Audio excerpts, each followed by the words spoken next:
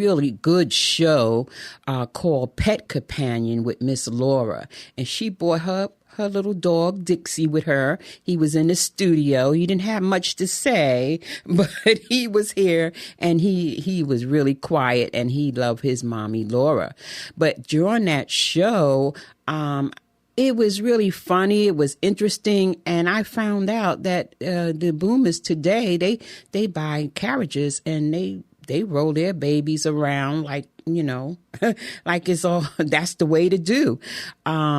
And they have their food delivered to the houses, so yeah, dogs are treated a whole lot different than when we were growing up. That was Pet Companion show. Then we had a real estate show with Miss Lindo, Danette Lindo, and she actually returned already, and she spoke again.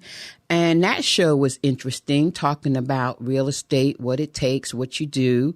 And we had our next one on finance, and that was with Mr. Banks. And Mr. Banks had actually already returned as well.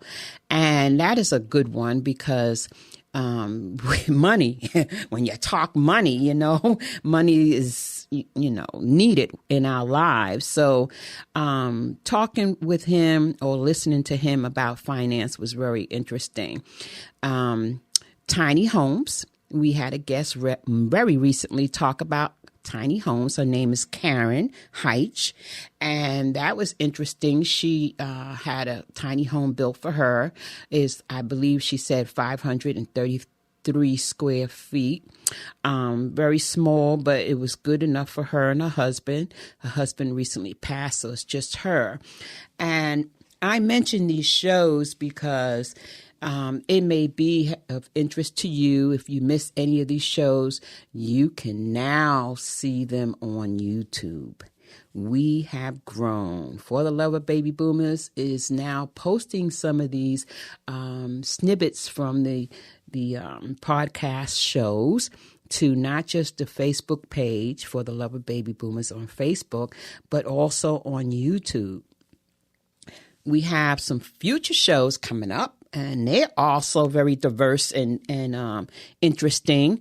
Next week, we have a show on dementia.